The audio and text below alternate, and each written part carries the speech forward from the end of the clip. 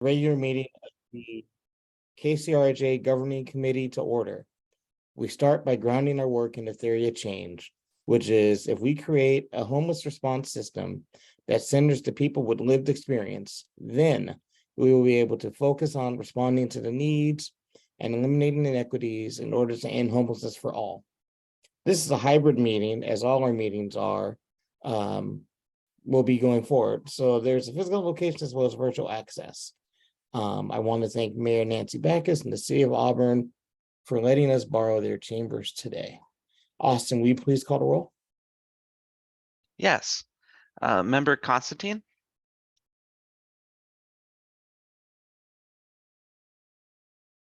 Member Constantine?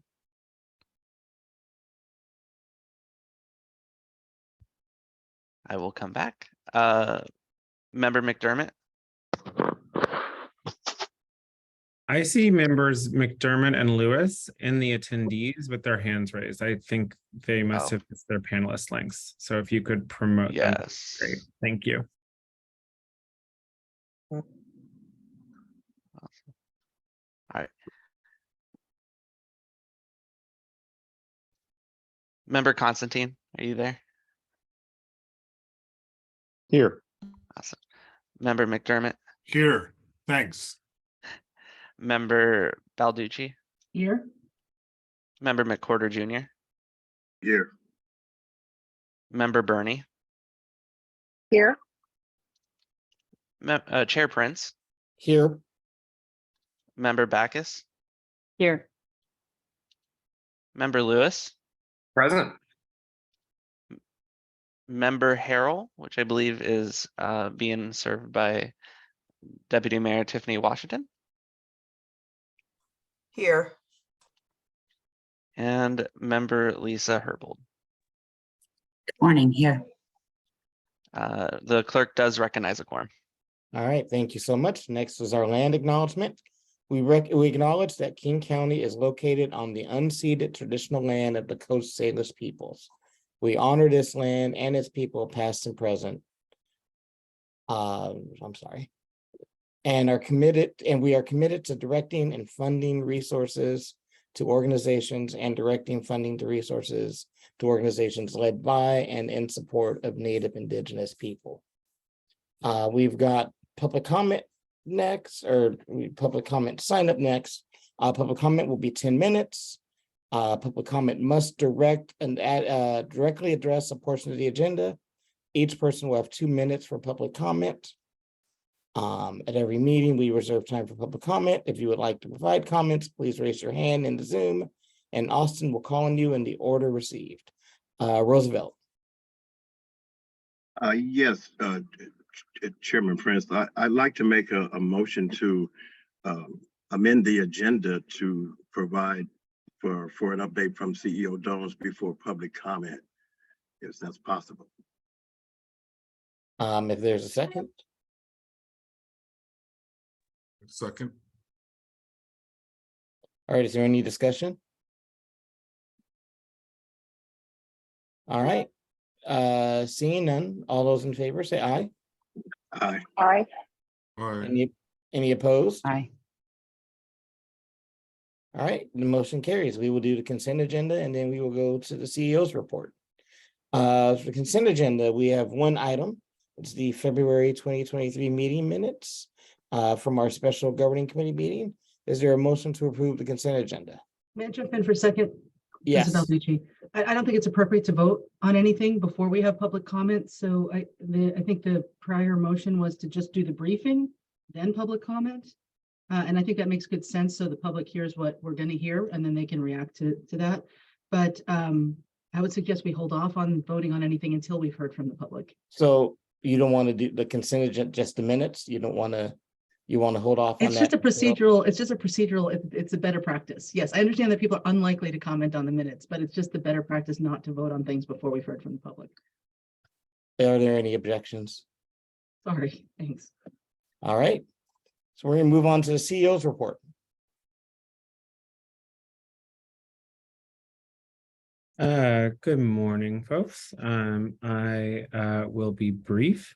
The only thing in my report today is to note that we are have continued to resolve encampments. We are up to 14 resolved encampments. I believe the last time that this group convened, there was a concern over an encampment that had been dubbed the Pasadena encampment. That has been resolved.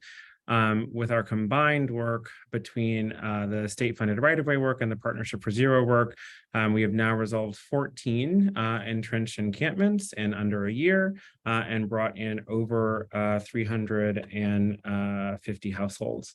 As the members are aware, I believe that there are other pressing concerns that the community would like to discuss, and a special meeting has been calendared to discuss those, and so I will not be including those in my report today.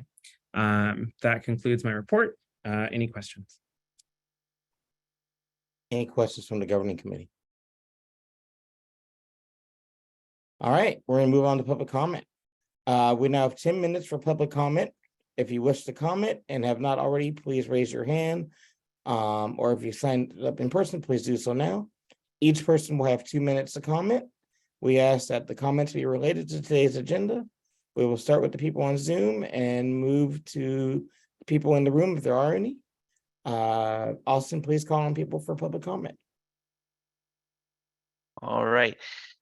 Once the timer's up, perfect. These are in the order received. I have Elizabeth Maupin. Elizabeth, you are now in public comment. If you unmute, you have 2 minutes.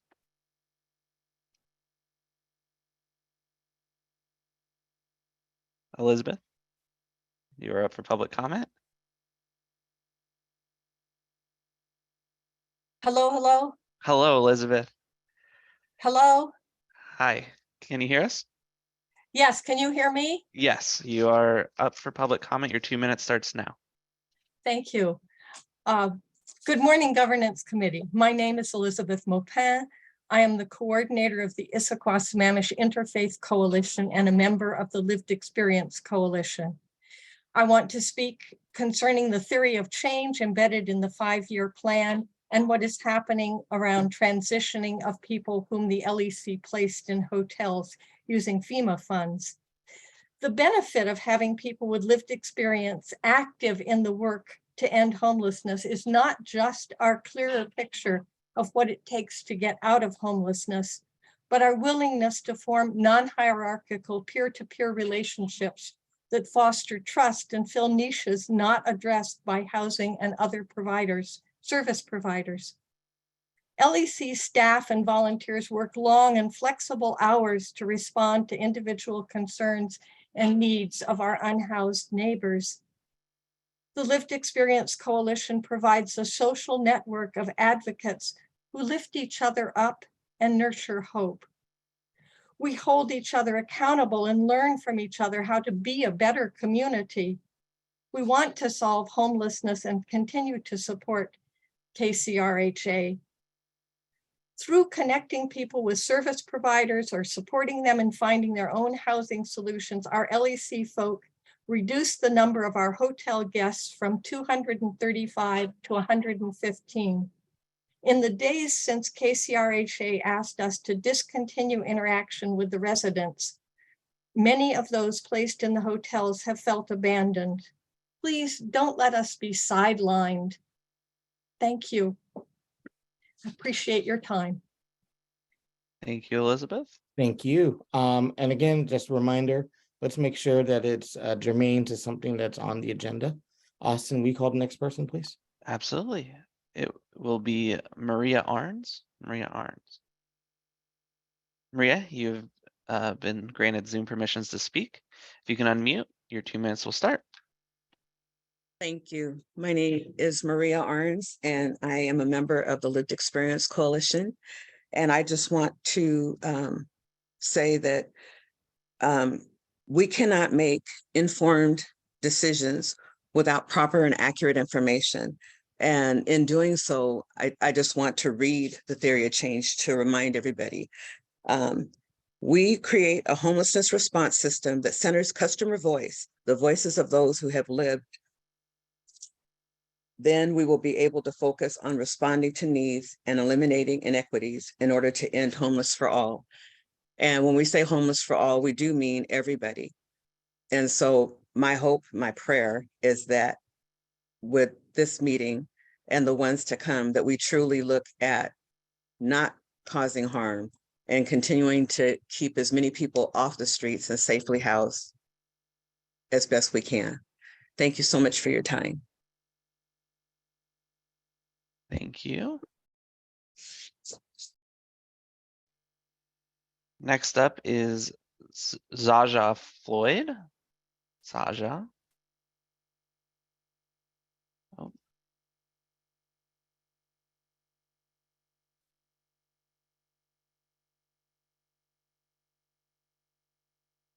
Zaza, you've been permitted to talk. Okay, yeah, I'm You're- sorry. Forgive me. Can you hear me? Yes, Thank you. yes. Your Thank 2 you, minutes Dr. begins now. Thank you. Hi, I'm Jaja Floyd. Good afternoon or good morning to each and every one of you. Thank you for the opportunity to speak. I'd like to speak also to the theory of change, which is germane to our agenda, embedded in everything we do in the city of Seattle and in King County.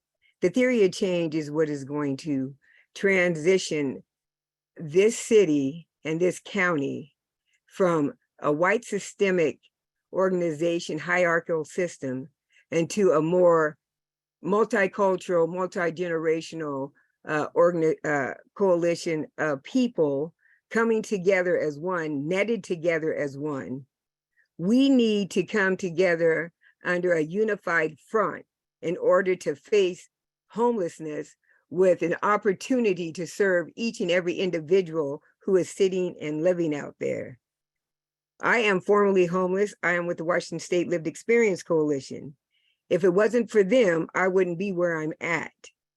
You see, it took someone from there to reach out to me to afford me the opportunity to have a hand up. When they gave me that opportunity to have a hand up, I was actually coming in towards the COVID thing, the COVID phase where they needed vaccine ambassadors. And in doing so, I was able to reach other people in that most dire situation. It was a health crisis. I wish that the city of Seattle, the King County, and all of its, what can I say, each and every city connected to this work, come together as a whole and remember that we are in this to win it, but we can't do it without each other and without lived experience coming to the table. Thank you. Thank you, Zaja. Next up, we have Courtney Love. Courtney, you are promoted to talk. If you can unmute, your 2 minutes begins. My name is Courtney Love. I am the Director of State and Local Advocacy for the Washington State Lived Experience Coalition. We encourage the scheduled or recommended meeting schedule of convening boards together, more communication between boards. We also want to remind you in the budget process as you work through it and the 5-year plan to center the theory of change and think deeply about what it means to be an ally with those living the experience. And I'd also like to speak to the value of lived experience representation through a constituency group. It is also language used in the interlocal agreement that representation be connected to constituency groups. They provide accountability to the individuals representing the community. Also a diverse and set of experiences and testimonials to pull from. When I walk into a room, I walk into the room with hundreds of people in every room. Everything that they've brought to the table that I've heard, I take with me my own experience of homelessness and those of hundreds more. Thank you. Thank you, Courtney. Next up, we have Sharon Lee. Sharon, you've been permissioned to talk. If you can unmute, your 2 minutes will begin. Good morning, members of the Governing Committee. I'm Sharon Lee, Executive Director of Lehigh Low Income Housing Institute. Lehigh and many others criticized the draft 5-year plan as overreaching and unrealistic. We argued that RHA should narrow its focus to bring our unsheltered homeless neighbors inside. RHA has not released a final new version. We understand the revised plan will focus on bringing unsheltered homeless people inside, but shockingly, the 5-year plan will ask for 0 new program dollars in years 1 and 2. It is a complete about-face. RHA says the City of Seattle and King County executives have told them there will be no new dollars due to revenue constraints. This is outrageous. How can the RHA or the Governing Committee justify no new shelter when you know there are 7,600 families, children, single adults, homeless young adults living unsheltered right now? We urge the Governing Committee to commit to building at least 1,000 units of emergency housing in King County over the next 2 years. Anything less is a shameful dereliction of your duty to address our region's single greatest humanitarian crisis. Finally, I want to underscore the importance of continuing funding in the 2024 budget for behavioral health services in our tiny house villages and operating funds for our 2 newest villages in Tukwila. 2 churches have stepped forward, Miracle Village and Riverton Park Village. They are hosting tiny house villages. This is not the time to go backwards. Thank you. Thank you, Sharon. Looks like we have a lot of time for one more, and that is Juanita Spotted Elk. Juanita, you've been promoted to talk. If you can unmute, your 2 minutes starts. Okay. Good morning, everybody.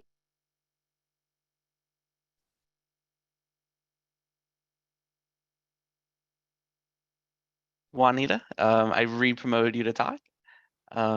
We will restart your 2 minutes. Okay, Something can you, happened. I'm sorry. Yeah, your Can 2 minutes you- have been restarted. Okay, thank you, Apologize. Austin. And good morning, everybody. My name is Juanita Spotted Elk. I'm a Northern Cheyenne Tribal Enrolled member. I'm a member of the leadership of Lived Experience Washington State, and I also sit on the implementation board. I was part of this work and to stand up the King County Regional Homeless Authority. And I'm a survivor of domestic violence, 100 years of genocide and systemic racism and abuse. And I come into this space with a heart of love and compassion and peace, and acknowledge the work that has been done has been powerful. But I want to speak to the theory of change. If it really is the theory of change, then our voices will be heard today, and today will have an impact in the future decision making. And I want to ask for accountability against violence in the atmosphere of our work, that we not allow it and be a place of safety, compassion, kindness, gentleness, and love and wisdom. And spirit builds bridges. And I ask that you help keep our work safe and equitable. I ask that you would put those seats, lived experience seats filled, because we want to be a part of that process. That was the whole purpose of this change, the theory of change. And as an Indigenous person, to be alive today is a miracle. After all the systemic and government racism that I'm here because of prayers and of other people's help in organizing, like the People's Institute. Juanita, I want to. your 2 minutes is up. Okay, thank you. you. Chair Prince, we have 2 other Zoom sign-ons, and to my knowledge, there is nobody in the city of Elko. or not Elko, Auburn. Auburn? Yeah. Okay. Would you want me to continue with the last two, or should If we hit 10 minutes, Yes, that would have been the 10-minute mark. what is the wish of the board? Chair, I'll just motion that we go ahead and hear those last two. It's just 4 minutes we're talking. Any objections? All right, let's do it. Awesome. Next up is Shanae Colston. Shanae, you've been promoted to talk. If you unmute, your 2 minutes starts once you begin. Thank you. My name is Shanae Colston. I'm the co-chair of the Continuum of Care. I'm also a person with lived experience, currently experiencing homelessness here in King County. Currently staying in one of the hotels that King County gave direction for LEC to house me and my family in. And so speaking from that lens and also being a provider of the work, when we're, again, speaking of the theory change, as many people have said, you're listening to us. We're the people here in it right now, living this life, going through the traumas, the barriers, the challenges, the racism, the discrimination, the processes, right? And I want to remind people that when people are asking for lived experience, it's not just the LEC who have lived experience. There's other people in our community. And so when we're not having those voices heard and those people being seen, it's exactly what they have said earlier. It is the white oppressive supremacy system that you are continuing to perpetuate within our own community, against your own people, against your own neighbors. And so you really need to bring light to that and be aware of that, be conscious and mindful of the decisions that you're making have great impact. In my entire 41 years of life of living in poverty, and I never realized until recently doing this work on the impact of you guys in these positions of power have on my children, on my 6-year-old children, right? Sleeping in their car. Like, those are the decisions that you guys have direct influence on. And living this life, it's not fun. So I want you just to take light in that, have conversation. I've spoken to somebody you individually, Remedy, Constantine. You guys have met with me, right? I'm going to be meeting with Mark next, right? My question for him is, you said 350 people. How many of them are in permanent housing? Shanae, your 2 minutes is up. Yep, thank you. Thank you. Last we have is Anitra Freeman. Anitra, you've been given permission to speak. If you can unmute, and as you begin to talk, your 2 minutes will start. Good morning. Thank you. My name is Anitra Freeman. Can you hear me? Hello? Yes, we can hear you. Okay, yes. Great. I didn't see the timer move. Okay. I am with WHEEL, which is a grassroots organizing effort of homeless and formerly homeless women, lived experience. And we manage our own 2 staffed emergency women's shelters. Last night, our shelters struggled with 28 women in overflow across both shelters. That's women who walk up, are sheltered for the night only, mats on the floor. And we still had to turn 7 women away.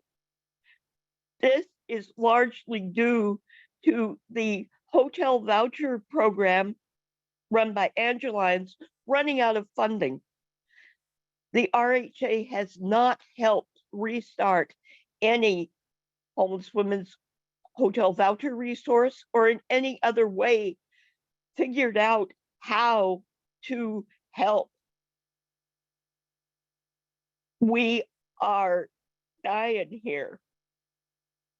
We have not turned away women ever until the last few months.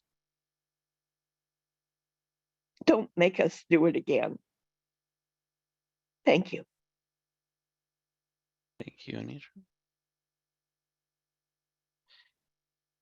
Chair, that is all I have for public comment. All right, thank you so much, Austin. We're gonna move on. Next up is the consent agenda. Is there a motion to approve the consent agenda? Mr. Chair, this is Backus. I move to approve the consent agenda. Is there a McDermott, second. All right, it's been moved and seconded. Any comment? All right, all those in favor say aye. Aye. Aye. Aye. Any opposed? All right, the ayes have it. We're gonna move on to the 5-year plan update. Alexis. Good morning, everybody. Going to get the slides going. Thank you so much for your time this morning. So today's presentation will be actually covered by our full sub-regional planning team who has been supporting the feedback and revision process on the 5-year plan.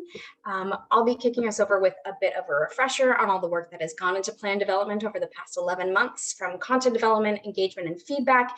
And following that, our sub-regional planners, Abby Anderson, representing South King County, and Mallory Van Abena, our East King County planner, will be walking through some of the core changes that have been underway. We'll close with questions and discussion on the materials provided in today's packet.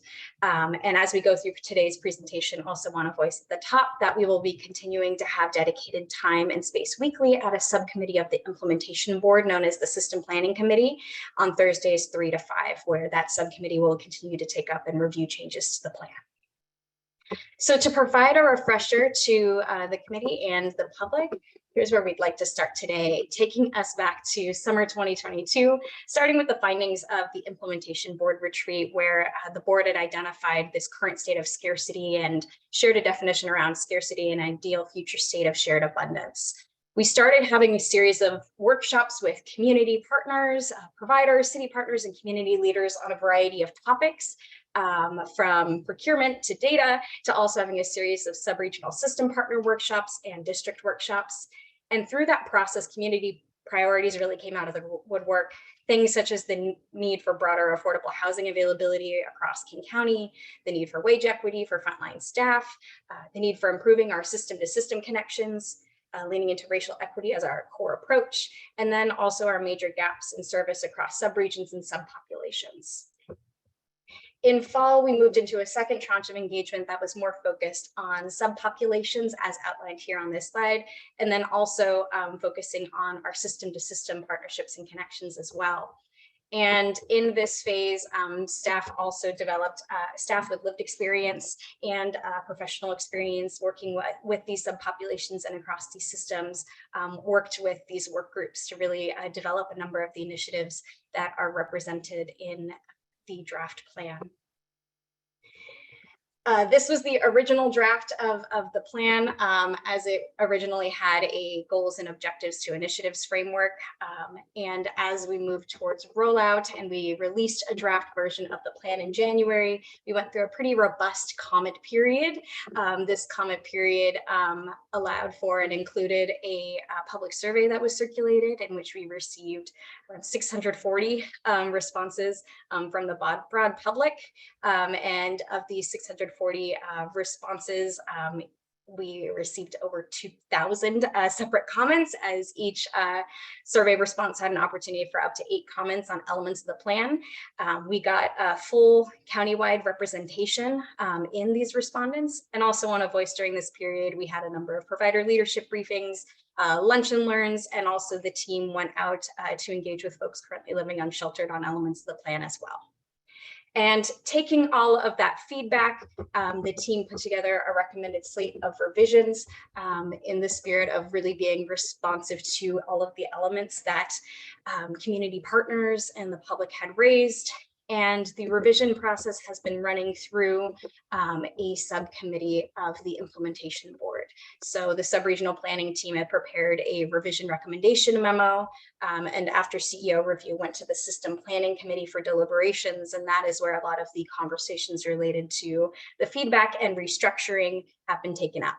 And ideally with this process, the system planning committee would be developing a recommended version, which would then go to the full implementation board as they look to make a recommended version, a vote to recommend. And so I'm going to take us just briefly through an overview of the recent restructure and then pass it over to my colleagues. In the spirit of all of the feedback we've received, we have dialed back a number of elements of the plan, but really tried to focus on some of the core pieces that partners wanted to hear. So this revised outline of the plan really has a focus on timelines, so prioritizing which activities will be taken up across which years, and then also being clear on what are activities we can take up with an eye towards what's within our current budget, and then what would the authority do should new funding become available. This revised outline also represents a much more concise and shorter plan. So plan content is currently about 50 pages compared to the 150 plus pages from the original draft version that was released. So it's a lot more focused, and we've leaned into also referencing out and linking out to a number of the sources that we used and wrote about in the previous draft that was posted in January. And so some of the key refinements include a refinement to one overarching goal to bring people unsheltered people inside as quickly as possible to prevent death and further harm. Would like to voice, as we've brought this to the implementation board, this has been one thing that board members have responded to and begun to provide feedback on, wanting to ensure that this overarching goal also includes and is a deliberate about language related to doing so in a humanizing way that meets people's needs. So we'll continue to be workshopping that with the implementation board. Other key refinements, which we'll go into in a bit, include a shift around metrics, a way to be really more focused on housing, our progress in housing individuals and system performance. And then again, refining and restructuring the plan so it does show a prioritization and sequencing of activities, and ensuring that these activities are organized by what's within our current budget and what we would do with new funding. So we're going to do a walkthrough of to add a little bit of what is included across the outline. And so the plan, as now drafted in the process, begins with a section related to scope and scale of issue. Some of the key pieces within this section include a summation of many ways we can count homelessness, so enumeration methods. This section also includes some data related to understanding who is experiencing homelessness, highlighting racial disproportionalities, but also the distinct experiences of some populations and different identities, such as people living with disabilities and those who have chronic health conditions. There's a limitations section within this part of the plan, but then also we include a section that talks about the unprecedented number of deaths of people who passed away unsheltered in the past year, not only as a data point, but also really to ground ourselves in the work of and really just acting in memoriam. And with that, I'm going to pass it now to our East King County planner, Mallory Van Avema, to take us through current state and future state. Thank you, Alexis. So in addition to the scope and scale of the issue, a clear picture of how the homelessness response system is currently functioning was elevated as an important need within the 5-year plan. And so this section of the plan is really focused on 3 different tiers that are within and also adjacent to the homelessness response system, beginning with the individual service provider organizations or agencies. So elements that are addressing staffing, wages, data and reporting, funding, training, increased acuity level of guests being served, and deaths related to overdoses are included in this section. Next slide. Second tier of this framing looks at the connection between providers. So elements related to data sharing, pathways or referrals. So that is example, coordinated entry, sub-regional gaps and subpopulation gaps, how programs are faring. So outcomes, exits to permanent housing, et cetera, and how the current system operates, including navigation between providers, which many folks navigate and are experiencing, are all included in this section as well. Next slide, please. Finally, the third tier of the current state takes a look at the system to system connection. So this includes elements related to the lack of collaboration and alignment between system partners, and elevating where that alignment and collaboration does exist, and really amplifying and leaning more into those collaboration spaces that are effective. Just acknowledging also that the limited connective tissue between our systems results in folks falling through the gaps. And this also includes the elements of data sharing, clarity on role and scope, and coordination of funding sources to ensure that all the investments that collectively our region is putting towards addressing homelessness are strategic and are incorporated kind of abroad and in this section and across the region. And I think with that, I'm turning it over to Abby Anderson.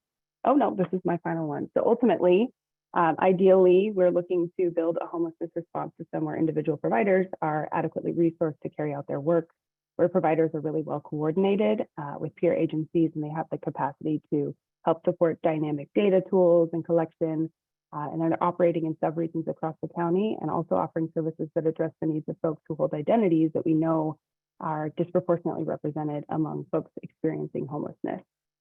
And also to ensure that there are very, very strong connections between our systems to provide supportive transitions for folks and avoid the unnecessary harm of slipping into the gap between institutions.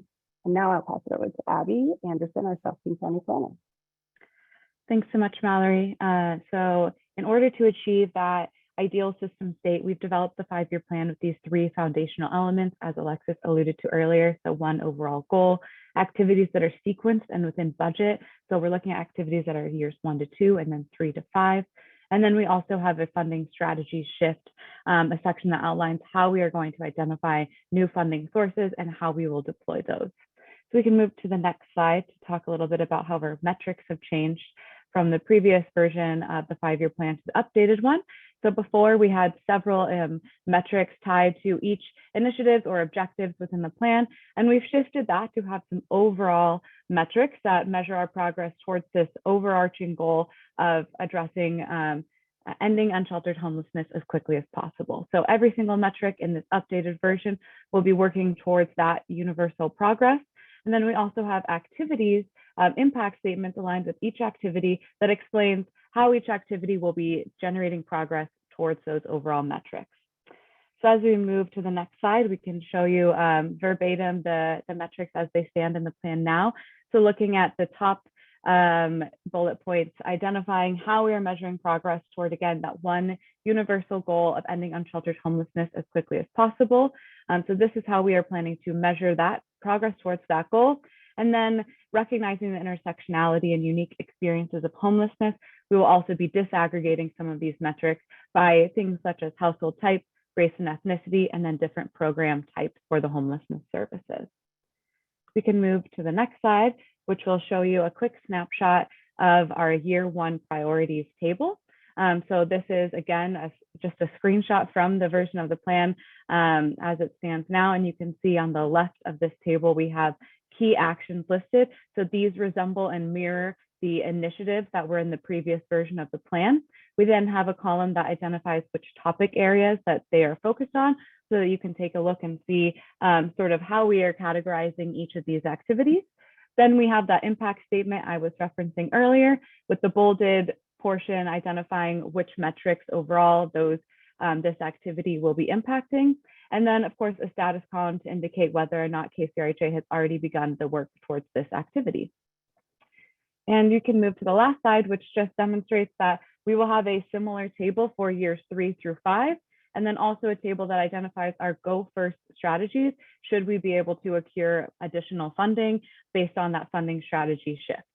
And with that, I'll pass it back to Alexis. Wonderful. Thank you so much, Abby. So that actually concludes our presentation for today. We're eager to hear any questions from the board on this process. And with that, I'll pass it back to the chair.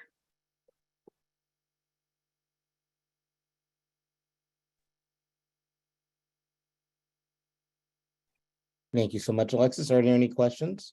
Oh, Councilmember Balducci. Claudia, go ahead. Yeah, thank you. Could you just say again the process and the timeline from here to get from here to a final vote? The main thing I want to avoid is having all the details come very late in the game and then we're like, vote now, right? The benefit of this interim presentation, which I really appreciate, is that if this board has any feedback, it's an opportunity for us to give it before the whole thing gels in the implementation board. And so, but this level of presentation really doesn't enable that kind of input. So talk through your steps. How do you go from here to the end? Absolutely. So we have been working a bit with our implementation board chair about specific details of rollout. And I know our CEO can speak a little bit more to that piece. And so I would call on Mark to chime in here on some of these pieces, but we are leaning into the work of this subcommittee tremendously over the next couple weeks as we start rolling out components of the plan also for the Thanks, Alexis. So my understanding is that the chair of the subcommittee on system planning, member Chalmanek, is going to be working really closely with the team and the rest of the implementation board to finalize. In a parallel process, though, I believe your offices have also received substantive portions of the draft and rolling waves of solicitation of feedback. And so I believe that is the parallel process that we are focused on right now. If there's any concern about that being able to appropriately get folks' input in, we can make some adjustments. But I think right now we're getting, I think, robust feedback from everybody's office and a number of offices who are not represented on the governing committee, as well as from the implementation board proper. Steps and timing, please. How does it work? When do you need it from us? Some of us have more staff than others on this. We would appreciate getting everybody's final comments, questions, concerns in by really Alexis, if I'm tracking, it would be the 11th of May. Is that correct? Yes. Yeah, in time to prepare for the subcommittee meeting and get all that to subcommittee chair Chalmanek, correct? Thank you. Super helpful. Thanks. Lisa.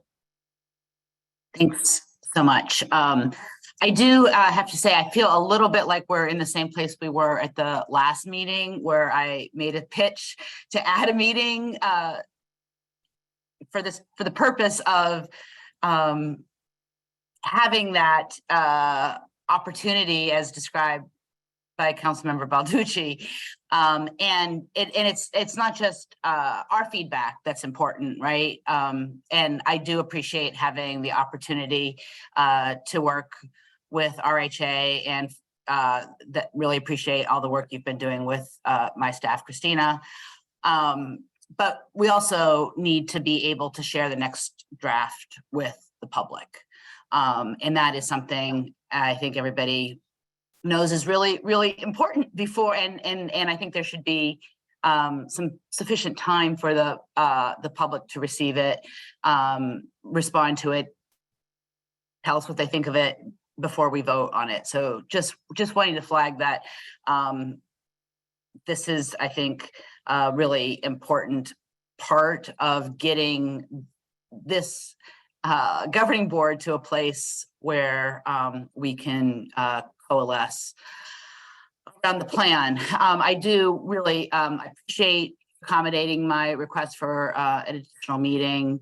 I understand that some of the languages has changed in the revised plan to really, as it relates to the tiny house villages, to plainly state that our region can't afford to lose existing capacity and temporary housing options, including shelters and tiny houses. Really appreciate that you've made that point very, very clear.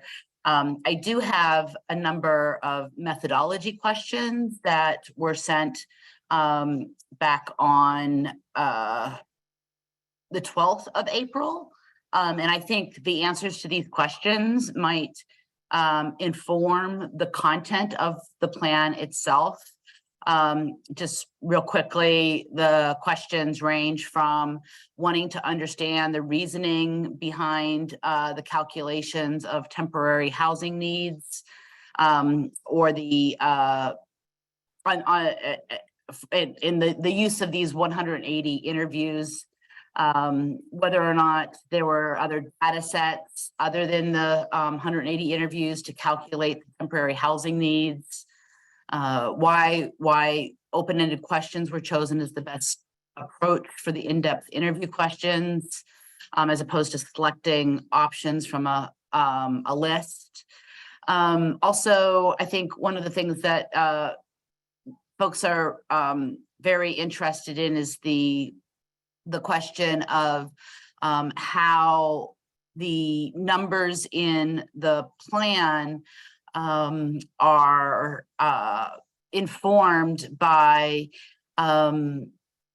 the fact that there are certain numbers of people that become homeless that their numbers are reflected in their plan, but they self-resolve without touching the system. So just wondering, has there been an approach to back out those numbers or a percentage based on data around self-resolution? So that's just a few of the questions that I think are really important to get resolved. And lastly, I just want to thank you and highlight the really important work around worker wages. This is so important. The truth is, if we don't increase worker wages, we're ensuring that critical services will not be available to those who need them, because the people that we need to do this work may not be willing to apply for or stay in such low wages. So glad that, again, the Regional Homelessness Authority is doing this work. We know also the county's proposal for the crisis care levy and the Veterans, Seniors, and Human Services levy both contain investments in increasing worker wages, as does the mayor's housing levy proposal. I am in my Public Safety and Human Services Committee doing work to try to address the nonprofit workers who are left over, who aren't covered by all these other really important efforts. So just really want to thank you for doing this. It's very critical. Chair, can I briefly speak to some of Member Herbold's? Go ahead. Thank you for that. I believe yesterday, and so it may not have had time to be digested, there was a pretty comprehensive response to some of those questions that went over to your office. And again, recognizing that it went yesterday, and so haven't had time to digest it, please let us know if that adequately addresses your concerns, and if not, we are happy to schedule a briefing. Thank you. Tiffany. Thank you. First, want to start by thanking Alexis and team for meeting with all the staff of the folks that are on this call. They've been really involved in the editing process. So thank you for that. I do want to highlight what I think is missing, and that would be piggybacking on two of the colleagues here. We are going to, whether it's through another additional meeting or through these meetings, you all are going to have to figure out how to summarize the key items, similar to when I have to present to City Council and get approval. You're going to have to figure out how to summarize the 5-year plan to the group of electeds that are on this call in a fashion that can get us to a yes. Whether you break it up in sections, whether you hold a special meeting that's 2 hours, it can't be the whole plan and every single thing that the plan says, but it has to be broken out in sections for approval. If we don't get to that, sooner rather than later, we will be having the same conversation 9 months from now. And so the presentation was good, but it felt like table of contents, like it just, so is there feedback? I don't know how to respond to that, because I didn't see any numbers. I didn't see any statistics. I didn't see a budget. I didn't see any of that. And so in order for my principal to be able to respond, I have to take the information from the meetings that the staff have been in to him at a high level, but we're gonna have to have that conversation in public at a high level so that the public can respond and that this group of electeds can approve.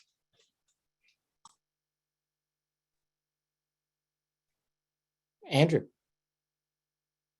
Thank you so much, Chair Prince. Actually, to Deputy Mayor Washington's points just now, I want to daylight to the governing board a project that I've been working on and that Jeff Sims with the KCRHA has been very helpful as a staff lead on, to have a complementary resolution from the board that touches on a lot of the points that Deputy Mayor Washington just raised in terms of near-term operational work plan that is related to the overall 5-year plan for the first 2 years, to really set up work with the staff of the authority and with us as a board in our oversight capacity, working through some of those critical components around costs, site identification, provider partners, identification of ways to increase the supply of enhanced shelter to meet some of the goals that are being articulated in the 5-year plan as it's come here and been presented. My intention is to bring that resolution at the June 1st governing board meeting, and I will continue to talk to governing board members in the interim between now and then. So just giving notice to my colleagues here. A second resolution that is related that I'm working on is around trying to figure out a way where the KCRHA could be a regional leader in promoting certain best practices that cities and jurisdictions could employ to reduce the cost of permanent supportive housing or enhanced shelter siting by pursuing some of the policies that we've done in Seattle around exempting and waiving certain land use functions that are within the control of cities that aren't preempted by the state. That might be something to reassess in the context of where things finally kind of land with the state legislature and some of the bills that are still working their way through the legislature. But my intention is to also bring some version of that resolution on June 1st as sort of a cost savings and elevating cost saving and reform strategies that can help take a chunk out of the bottom line of some of this work that's in front of us. So I just wanted to daylight those, and I know that some governing committee meetings have been reaching out, and I'm happy to talk more about these things in the run up to June 1st. And speaking more broadly, very, very much appreciate the direction of the 5-year plan and the presentation today from staff and from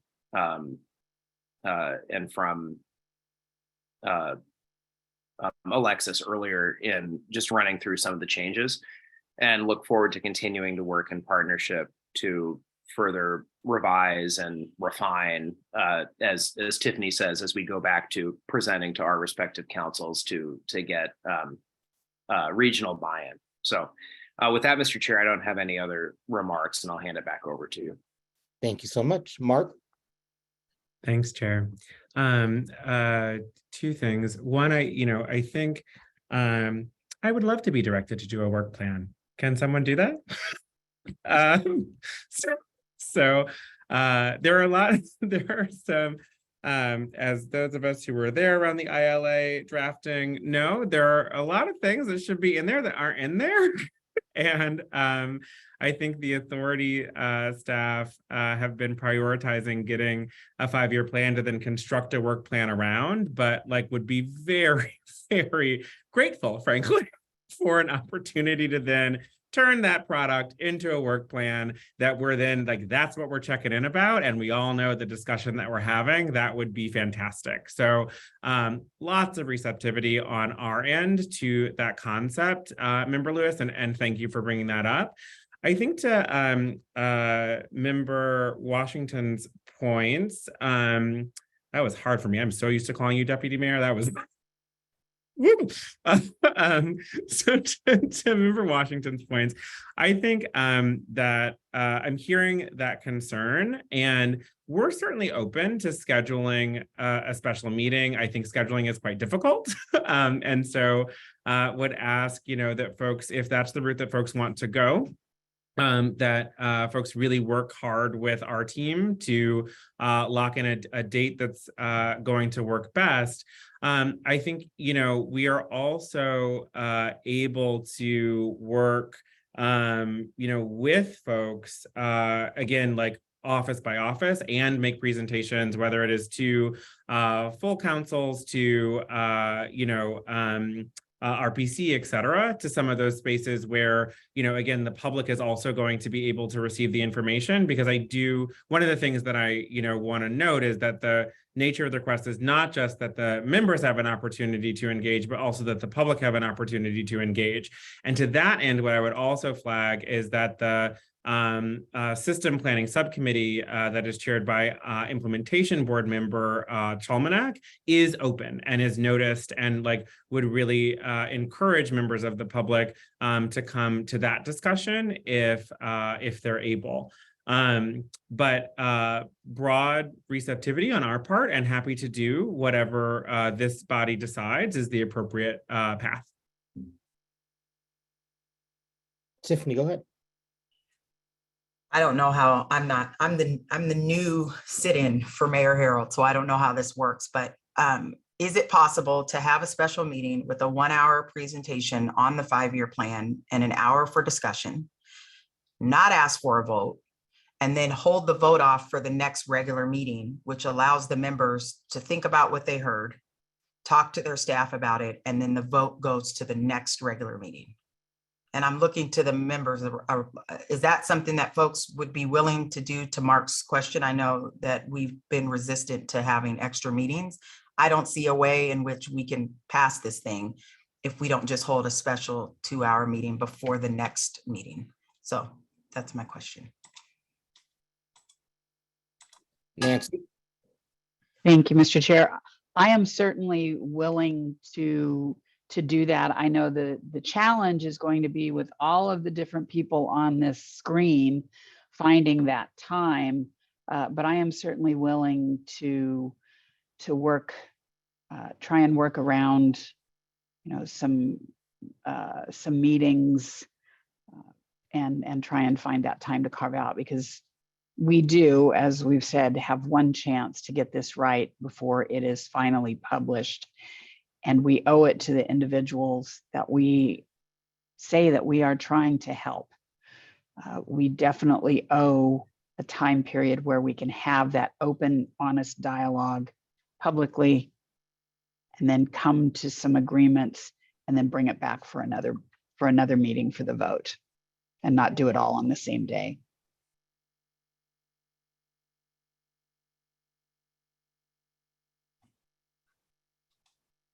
Any other comments?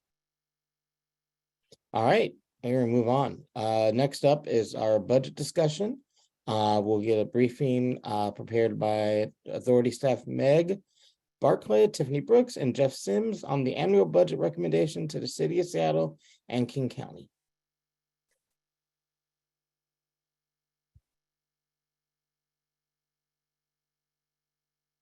Thank you. Just a moment. I'm just preparing to share my screen.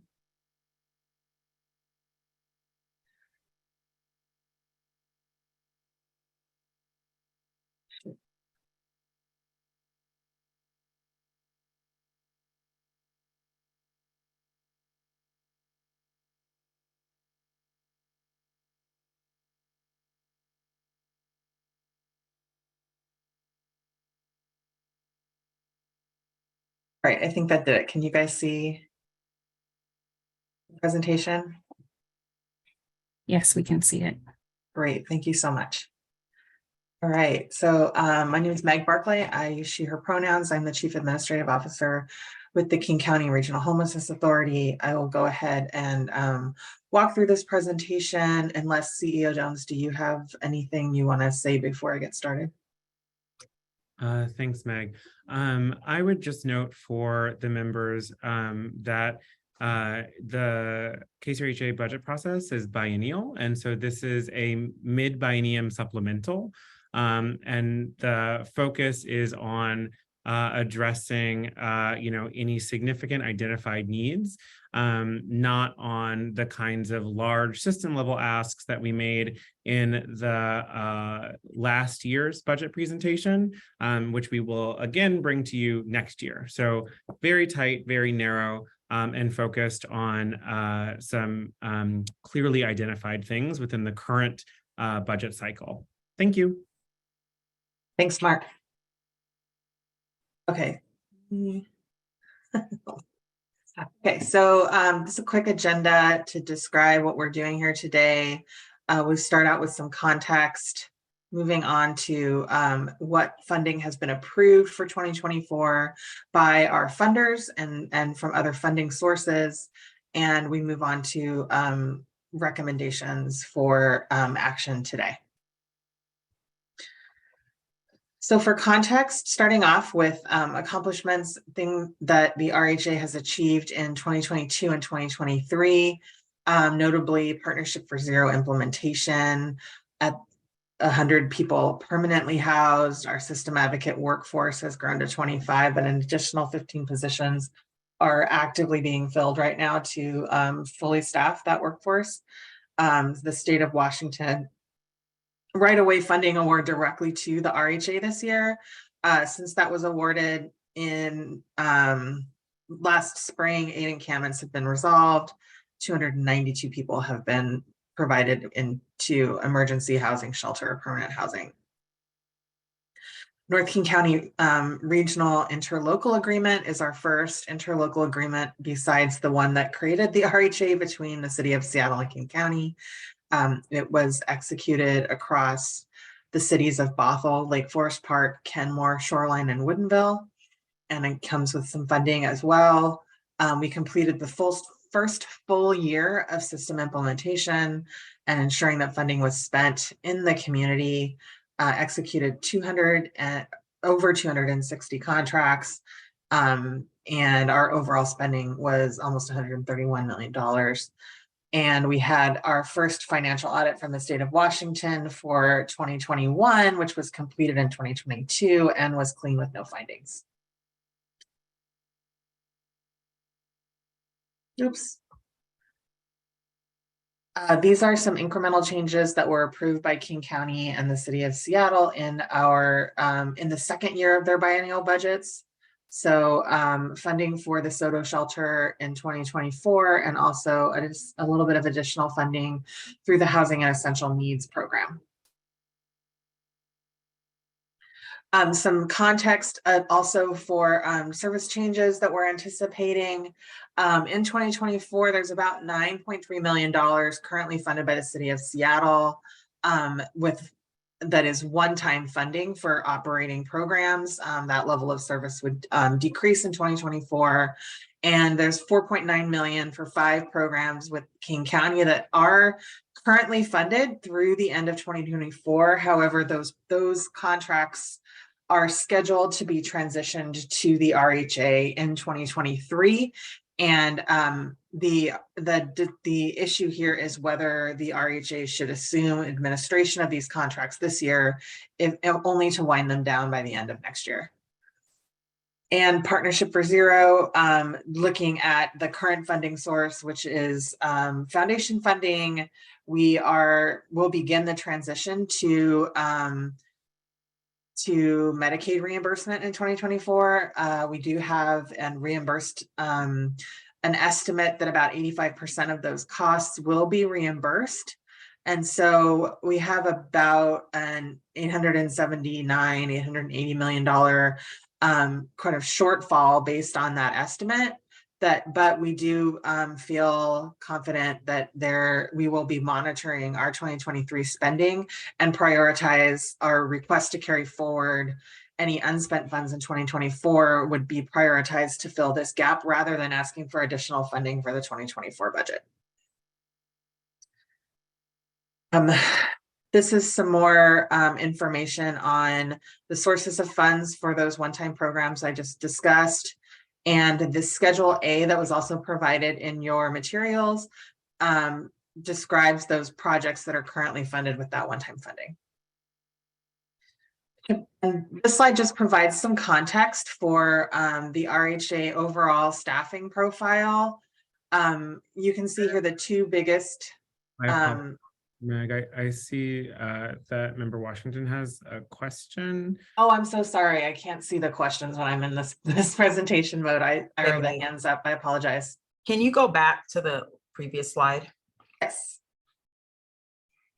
And so this goes to the context of the statement, 9.3 million needed to maintain 2023 level of service.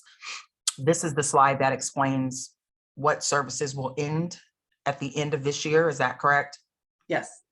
Can you, the statements on here are nice, but can you add it like when you say continued programs established for COVID mitigation, what does that mean? Does that mean beds gone, people gone? Like, can you walk through this a little bit more? Yes, and actually it is described in more detail in Schedule A.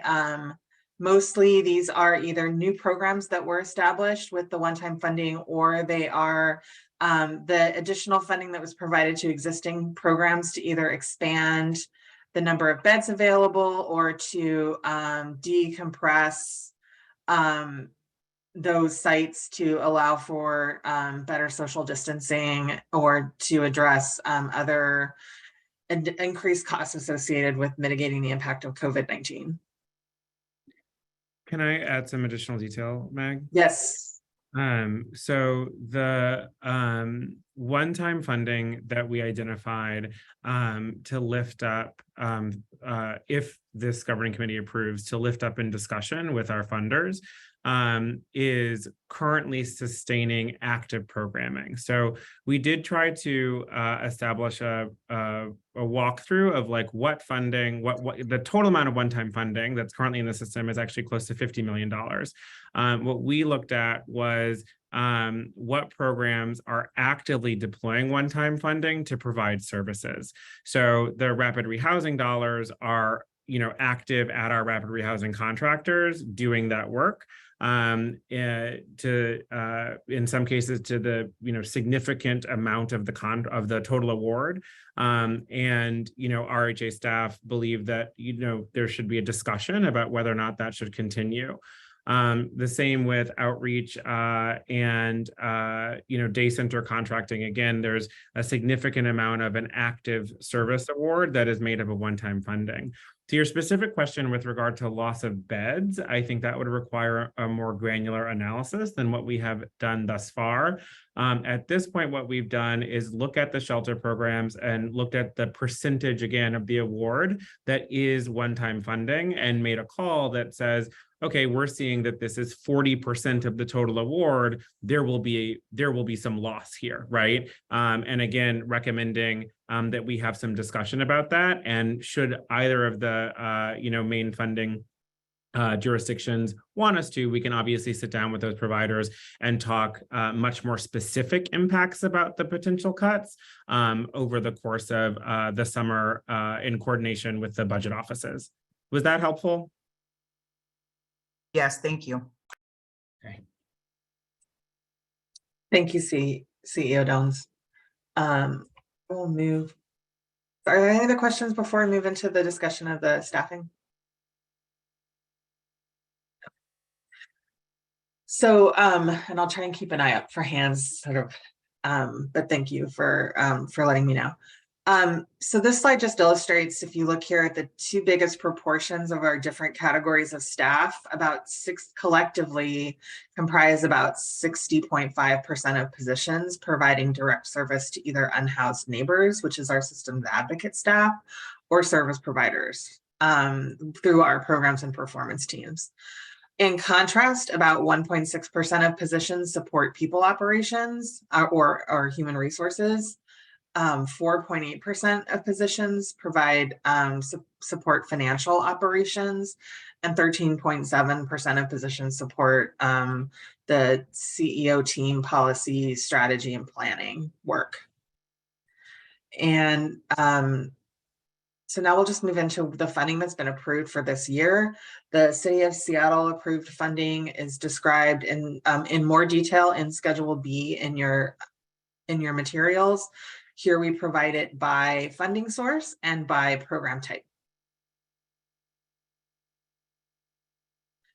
King County funding similarly as well, provided here by funding source and program type, and is included in Schedule B also. This is our attempt we have to. a question. Oh, I'm sorry. Thank you. Do you need me to go back? I'm happy to wait until you get to this funding part. Okay. I'll stop when after I describe this slide. And so this is our presentation of approved funding for the 2024 budget year against our proposed budget. So you'll see a difference there between the proposed budget of 250 million and the total approved funding of 249 million. That is due to that 85% that shortfall we're anticipating in Medicaid funding, and would be filled. We feel comfortable that can be filled through a carry forward request from 2023 into 2024 at the end of the year, when we have a better idea of any funding that may be unspent, rather than making a request for that additional funding as a part of the 2024 budget. We wanted to just keep an eye on funding, and if there is a need to amend to request that funding as we go further in the year, as we're monitoring spending, we will report back with that. So I'll stop here for a question. Is that, Mr. Chair, may I? Yep, go ahead. Okay. Thank you. Really appreciate it. So the slide says, the slide that has the heading context 2024 funding and service changes. It lists under Seattle expiring one-time funding for programs, 9.3 million is needed to maintain 2023 level of service. And so I'm just trying to get some clarity and understanding. Is this a request for additional funding in this amount for 2024? I know the county bullets talk about winding programs down, but the Seattle bullets seem to talk about maintaining them. So just want to understand what RHA is proposing, and if the plan is instead to wind down the 3 city funded programs. Is there anything you could share with us about the plan to accomplish this? Meg, do you want to go or shall I? Okay. Thanks, Member Herbold. So the county allotments are at this point a little bit more straightforward. It's a smaller number of programs, and currently RHA doesn't administer them. The question that we're actually asking the county is more of, do you intend to transition these programs to us to just then wind them down? Or would you like to transition them to us and we're going to run them?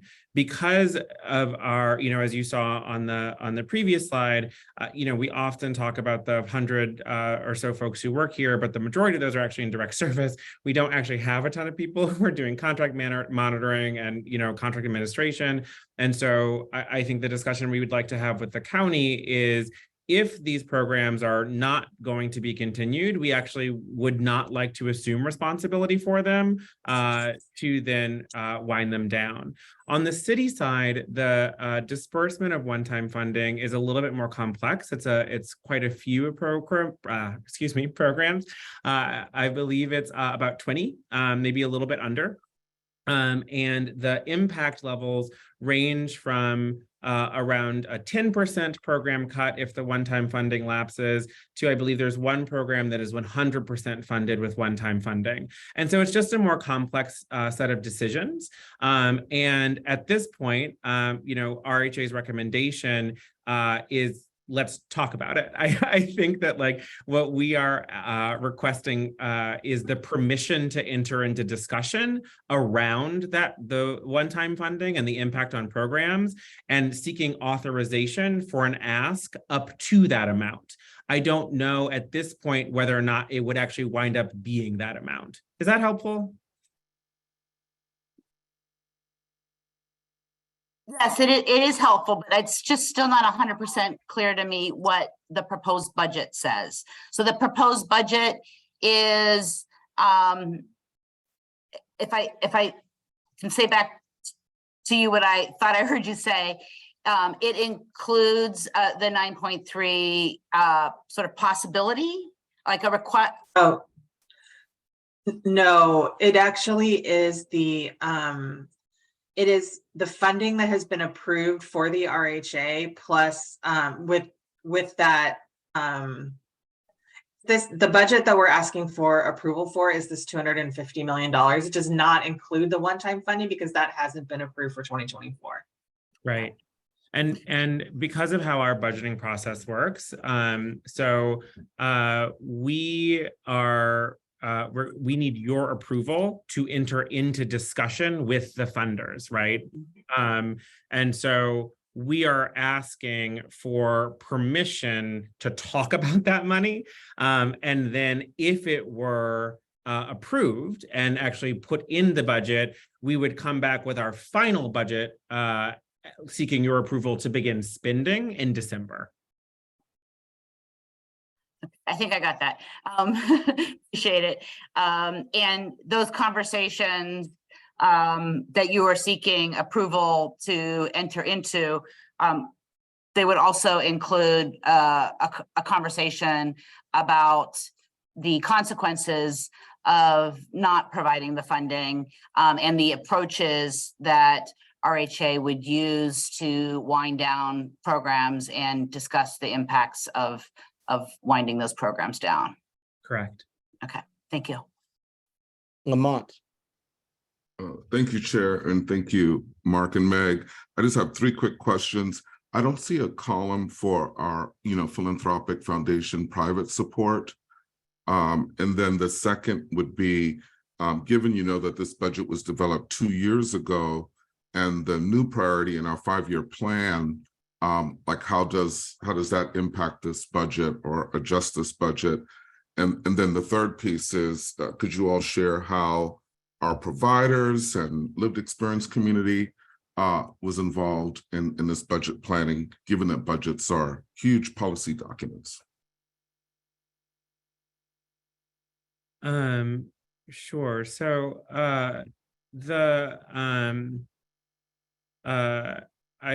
let Meg address sort of where the philanthropic funding shows up in the schedules. Again, to just reiterate, this is our supplemental. So we did a tremendous amount of work with community to establish the budget that we proposed last year as the beginning of our biennium. And in the supplemental, we are really narrowly focused on addressing very specific gaps. We will re-enter discussion with the community and all of our constituency groups next year as we prepare our next biennial budget. That's the process by which we are working right now. I will note that the budget development last year was a tremendous amount of work. Again, because of limited staff, as is reflected in today's presentation, that actually that do focus on that work. And given that we have the 5-year plan and other key milestones that need to be focused on, we did make an administrative decision, again, in line with the fact that this is a very small supplemental ask, to prioritize the appropriate engagement of constituency groups in the development of the 5-year plan. I believe I may have lost track of a question there, but I'll turn it to Meg to speak to where philanthropic dollars show up in the schedules.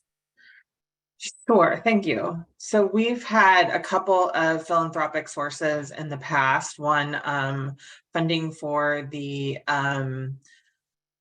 youth policy coordinator, youth and young adult policy coordinator, which is addressed later on, and funding from We Are In for Partnership for Zero. At the time that we completed this budget, our We Are In contract hadn't been extended past this year. And so we would update that with the We Are In funding once that contract is extended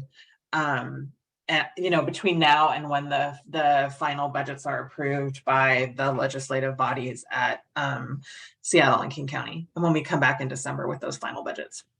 Oh, thank you, Megan. I think the other question was regarding the new priority in our 5-year plan. Do we feel that this budget is nimble enough to focus on that priority? Yeah. Do you have an estimate of, like, given this budget, how many people do we think we're going to be able to serve? So right now, as you can see, this is based on the, sort of program categories that were approved by funders for 2024. The system rebid process is beginning and underway and expected to be completed this year and into next year. The programmatic changes and priorities in how programs are delivered within these categories will be reflected in the RFPs that are a part of the system rebid. And those programmatic changes that are in the 5-year plan, I meant to say, will be reflected in how these services are reprocured. And that is a big part of how the 5-year plan will be reflected in the work in after it is approved and into the first year of implementation. And I think that we will have a better sense, from that, based on those programmatic changes resulting from the 5-year plan, what the kinds of number of people served that you're asking about. We'll have a pretty good sense of that, because that will be part of the information that's provided in those RFP responses. Thank you. Tiffany? Hey, Meg, I just want to ask a question before I ask my question to make sure that I understood so that I'm not miscommunicating. Did Sure. I hear you say that if the Medicaid reimbursement doesn't come through, that you all will fill the gap with carry forward requests? No, we have an estimate in here. If you look over here on the right, the total approved or confirmed funding in the KCRHA Admin and Operations Partnership for Zero line item. This is the total anticipated cost in our proposed budget. And in the total and approved confirmed funding, we estimated about 85% of those costs will be reimbursable. So there's about an $880 million or $880,000, oh my gosh, gap there. We will have more information about we are in funding also that may be available in 24 to sort of continue to support the transition, but also in the event, rather than ask for that now, since there's still some, uncertainty about as we're transitioning onto this funding source, we believe that we would prioritize filling that gap if we have carry forward into 2024 that we through the process with the city and the county. Is there a way to just, and again, we can take this offline later. Is there a way to not spend more than what is approved until you know for sure that you're getting Medicaid, so you don't end up in a situation where you are in the negative? I'm just concerned about approving something where you don't have the money. It's a guess. It's a good guess, but a guess. Can I speak to this, Meg? Of course, yeah, Dons. So, yes, I would love not to spend more money than we have.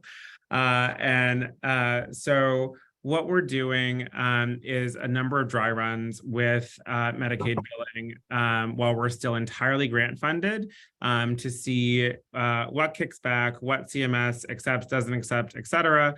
That will allow us to maximize our billing and make sure that, like, as we are stepping towards this, that we have plenty of runway. We also still have Corporation for Supportive Housing technical assistance engaged to help correct things if there are, if there is a need to shift. As I told the implementation board yesterday, this is something that we will be monitoring really, really closely. And should there be a need to ramp something down or shift something significantly to avoid going over, then we will absolutely do that. I think that what Meg prepared and wanted to put in front of everyone in a really transparent way is our current conservative estimate of an 85% reimbursement, right? If we are able to exceed that, then we'll close that budget gap just on the Medicaid reimbursement. If it is significantly lower than that, then we'll modify the program, right? Just very straightforwardly. Does that help address the concern, or are you looking for a different path? I just want to be sure that I'm voting and approving a budget where that is fully funded and not approving a budget that isn't. So you can move forward. I'm going to just look through some stuff. Thanks, Mark. I think that I would also add that we will have much stronger numbers on this and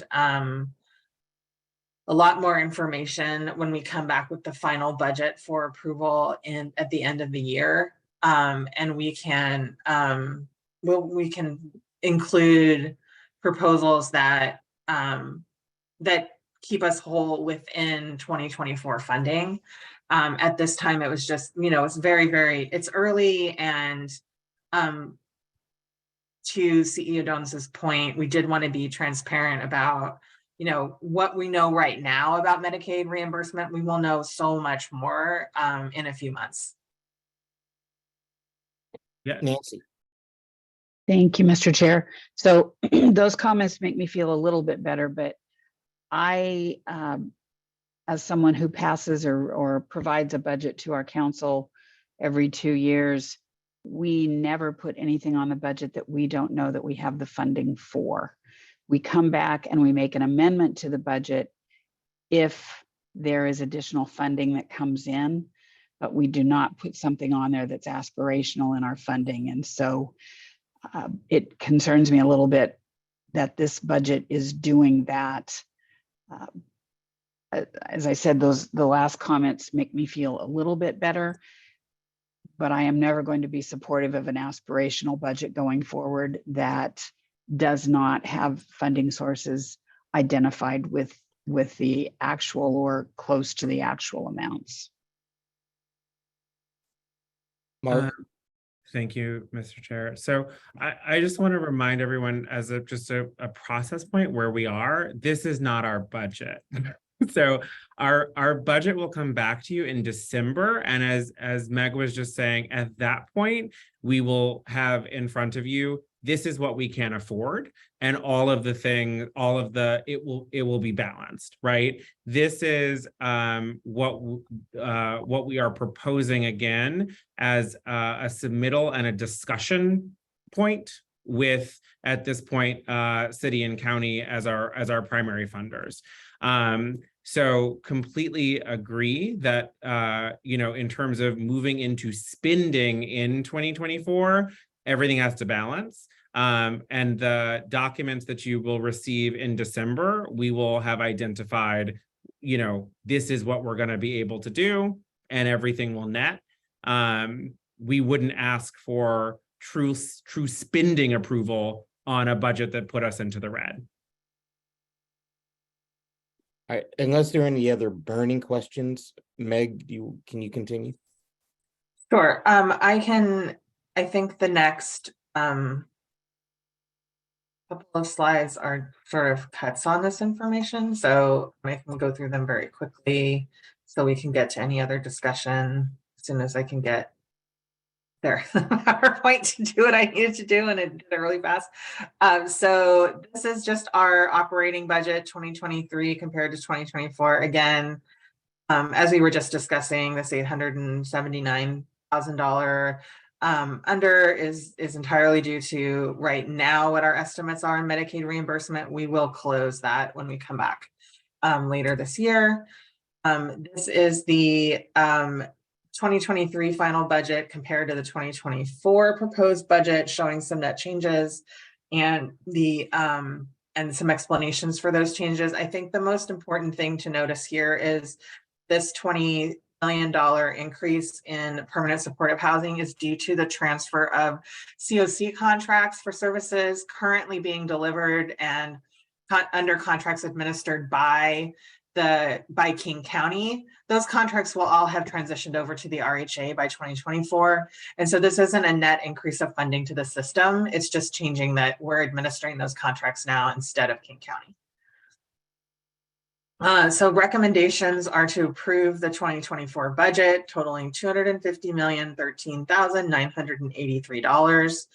And then during budget deliberations, instructing the RHA to discuss supplemental funding for those one-time uses that we discussed, and also to discuss funding for additional RHA staff. And I'm going to go through these in a little more detail. This is the budget again, the 2024 proposed budget. And you would, the discussions around the one-time funding we've talked about, City of Seattle being about $9.3 million. The discussion around the $4.9 million with King County would actually revolve around whether the RHA should assume administration of those programs in 2023, if the funding is to end in 2024. Or at the end of 2024. And again, Schedule A provides that detail, and also the context for what proportion of each of the projects currently funded with this money is actually that one-time funding. So you get a sense of what the impact of the loss of this funds will be on those programs. And the staffing would go to support 11 positions, new positions at the RHA.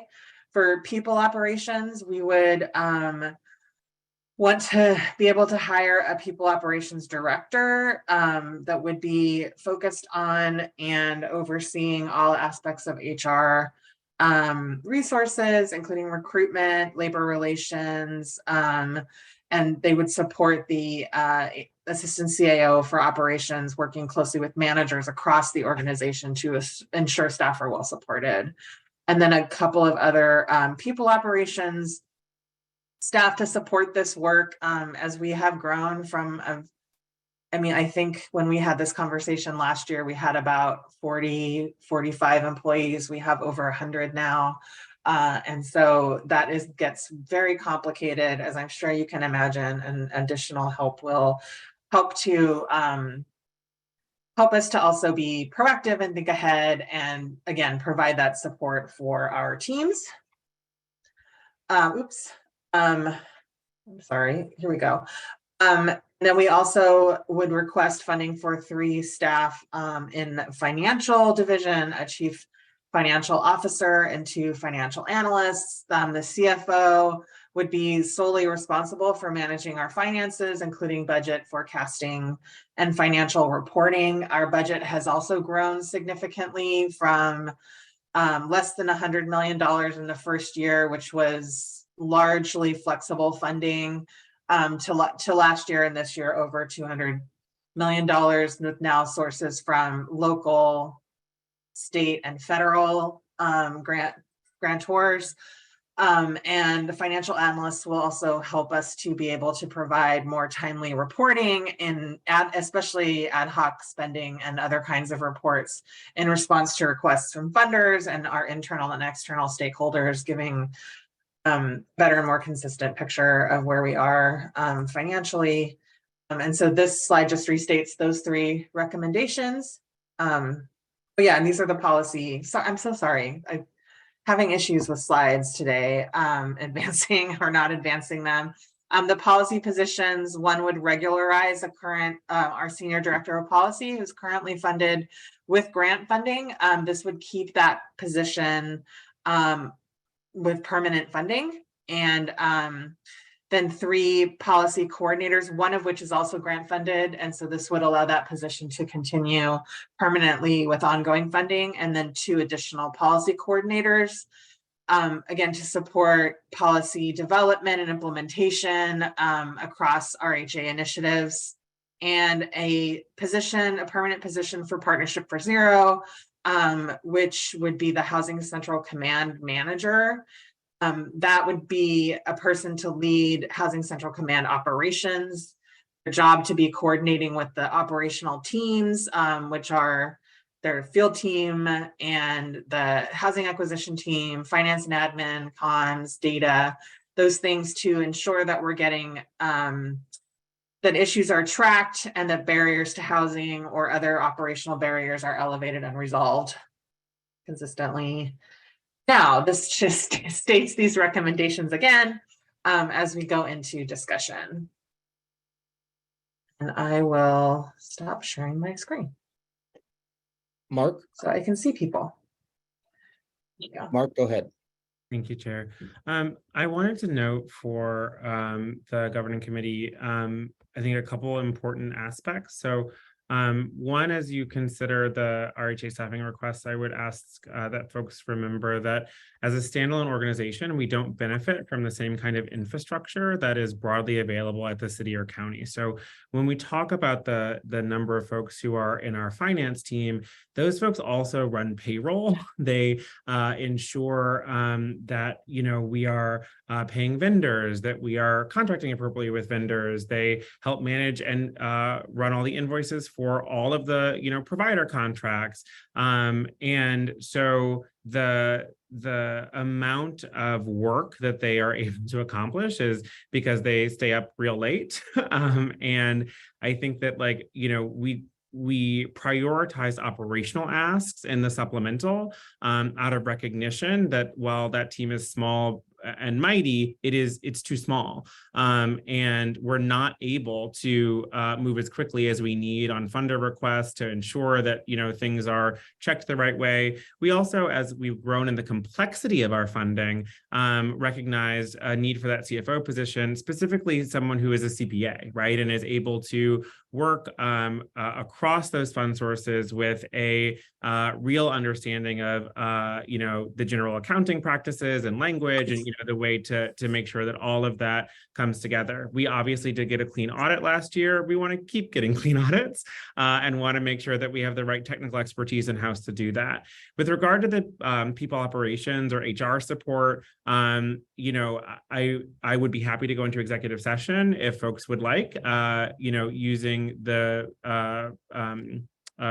whenever we talk about specific personnel, we can go into exec session. I would note that there will be no action needed as a result of that executive session, should that be the governing committee's direction, but I'm happy to provide a more in-depth briefing about why we feel increasing the capacity there is needed. But I just wanted to provide some of that context as you all consider allowing us to engage in discussion about these requests. Thank you. Tiffany, go ahead. Thanks, CEO Dones. No questions about the staffing needs, as I've experienced the struggle that you all have. I do have a process question, and my apologies if I'm being dense because I haven't followed this. So we got to the place where you all are bring the budget forward and ask for approval to move forward in discussion with county and city as it aligns with our budget process. That's correct, right? Like, that's what folks asked you guys to do. Is that right? Okay. That's right. Where the process starts to get confusing is when you have additional budget requests that are outside of the approved budget of the city and county. And this previous slide said permission to have discussions with funders about additional cost. That's where it breaks off to me and feels like that should be separate. Because the folks, so I guess my question is, who are those people you're going to have additional conversations with? Because your funders are everybody on this call. And so those requests should be not a specific county and city request. It should be a, hey, regional funders, we need these things to build capacity. Do you all, like, can we get funding from this group and or philanthropy? Like, I just want clarity around separating the process of, like, can we put forward our budget to the city and county? And we also realize that we need more capacity. What is the ask of the governing committee for the things that supersede county and city funding is my question. Does that make sense? It does make sense. And it's interesting because I think this is a precedent setting moment. So I don't have a, like, this is the answer, because we haven't done this before. So I think it's a really, really interesting question. And I think how we have approached this is we need your permission to talk with anybody about money. And so I think to your point, Member Washington, like if the way that you all want to approve this is we approve you to go talk about the supplemental asks with everybody who has money, right? Right? Like, not just your two extant core funders of, City of Seattle and King County. I don't see any reason that makes sense, right? Like, I just think that how we have approached this is we have the two main funders and we know we need this group's permission to enter into any budget discussion. But that's a great question.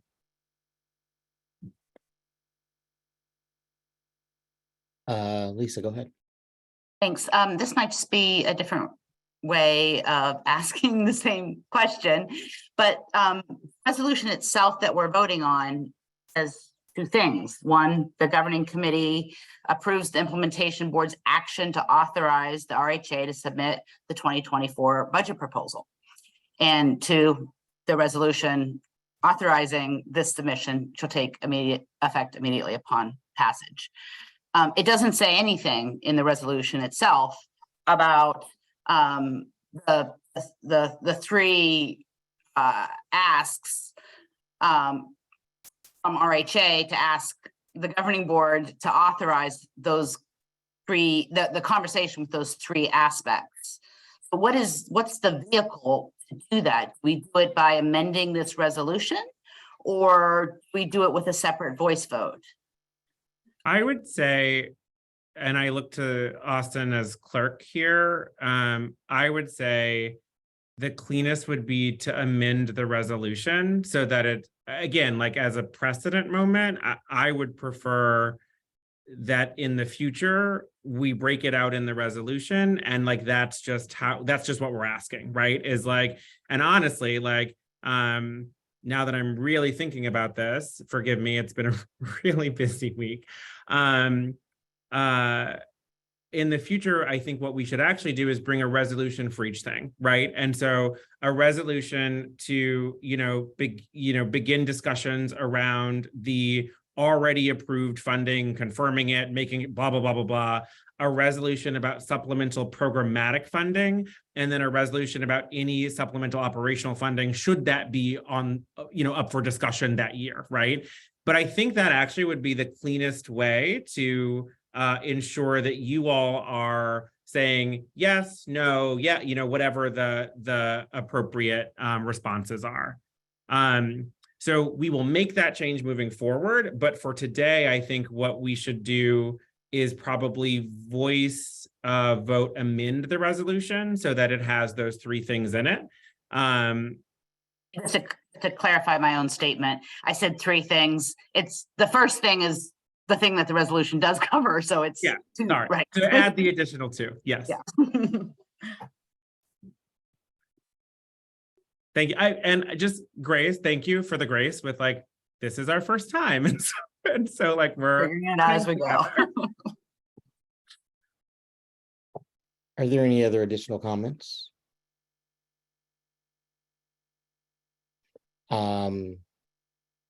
Is there a motion to approve resolution 2023-03?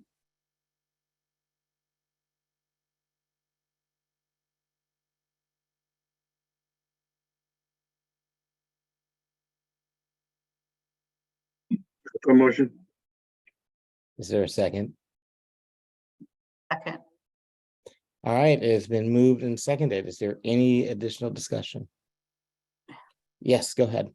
I'd like to move to amend resolution to include two additional steps to instruct RHA to discuss supplemental funding for currently operating programs supported with one-time funding, and also instruct the RHA to discuss funding for additional RHA staff. Is there a second? Second. All right, so we have to correct me if I'm wrong, Austin, we need to approve the amendment, correct? Yes, we'll have to approve the All right. amendment. All right, all those in favor of the amendment? Aye. Aye. Aye. Aye. Aye. Any opposed? All right, motion carries. So now we have an amended resolution for 2023-03. Is there any additional discussion? All right, seeing none, Austin, will you please call the roll? Absolutely. Member Constantine,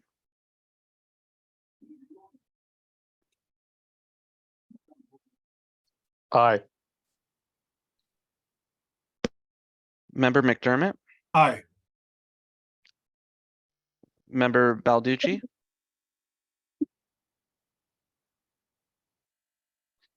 Member Balducci, I did not record your response. I think you're on mute.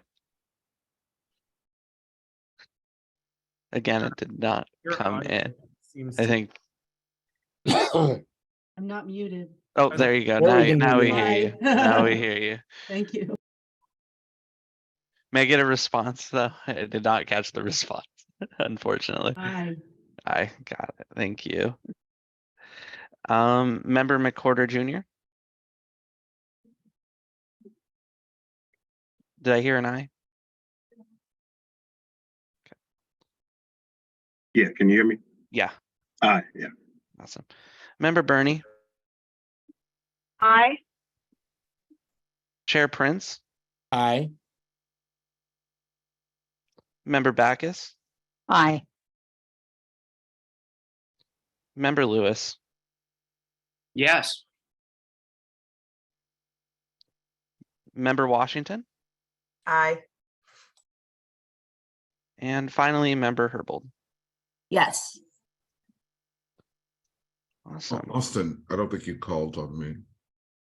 The roll call was the members that were present at the start. I was present at the start of the meeting. I did not initially record you, but Member Green Abstain. abstained. Got it. Lisa. Thank you. I just do want to say something about the presentation materials. Just because CEO Jones, you've been very clear about what the direction is and what it is not. And we are not approving a budget. We are approving a motion to authorize the discussion of a budget. And I just want to flag that the words in the resolution are correct, but sometimes people just look at the presentation language, and the PowerPoint suggests that that we are approving a budget. And I think it would be nice for the materials on the record to be just a little bit more precise about this particular action so that it's not misreported. Understood. We will amend the materials with your permission and repost them. I really appreciate it. Of course. Awesome. And the clerk reports the resolution 2023-03 has been approved with 10 yeas, 0 nays, and 1 abstention.